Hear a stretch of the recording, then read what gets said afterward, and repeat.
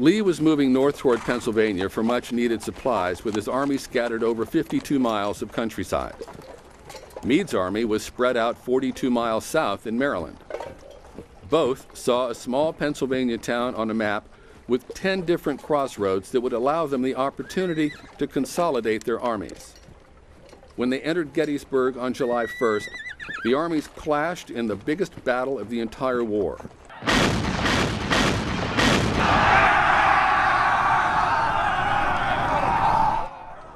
In 3 days of fierce battle and dreadful losses, the Union forces won, and Lee withdrew once again across the Potomac without pursuit. Utterly exasperated, Lincoln said, "We had them within our grasp. We had only to stretch forth our hands, and they were ours."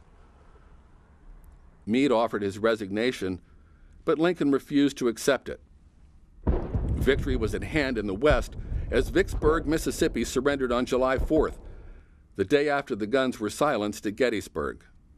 General Grant had captured the city after months of siege.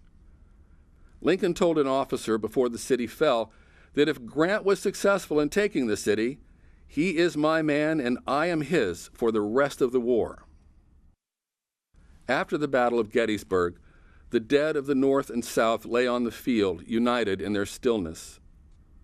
The governor of Pennsylvania asked one of the leading citizens, Davis Wills, to make a report on the conditions. Wills suggested the creation of a national cemetery to bury the Union dead. His idea was accepted, and 17 acres of battlefield was bought in the name of Pennsylvania. The work began in October, and the grounds dedicated in November. Edward Everett, one of the country's foremost orators, was invited to deliver the principal address. Lincoln was asked to appear and make a few appropriate remarks. He agreed and wrote a draft of the remarks in Washington and edited them while staying in Will's Gettysburg guest house the evening before the event. On November 19th, the ceremony began at 10 o'clock. Everett's speech, well received, lasted for 2 hours. Then came Lincoln's turn. With little fanfare, he began. "Fourscore and 7 years ago, our fathers brought forth upon this continent a new nation, conceived in liberty and dedicated to the proposition that all men are created equal. Now we are engaged in a great civil war, testing whether that nation, or any nation so conceived and so dedicated, can long endure. We are met on a great battlefield of that war. We have come to dedicate a portion of that field as a final resting place for those who here gave their lives that that nation might live. It is altogether fitting and proper that we should do this. But in a larger sense, we cannot dedicate, we cannot consecrate, we cannot hallow this ground. The brave men, living and dead, who struggled here, have consecrated it far above our poor power to add or detract.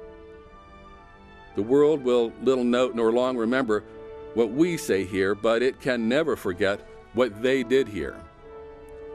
It is for us, the living rather, to be dedicated here to the unfinished work which they who fought here have, thus far, so nobly advanced. It is rather for us to be here, dedicated to the great task remaining before us, that from these honored dead we take increased devotion to that cause for which they gave the last full measure of devotion, that we here highly resolve that these dead shall not have died in vain, that this nation, under God, shall have a new birth of freedom, and that government of the people, by the people, for the people, shall not perish from the earth.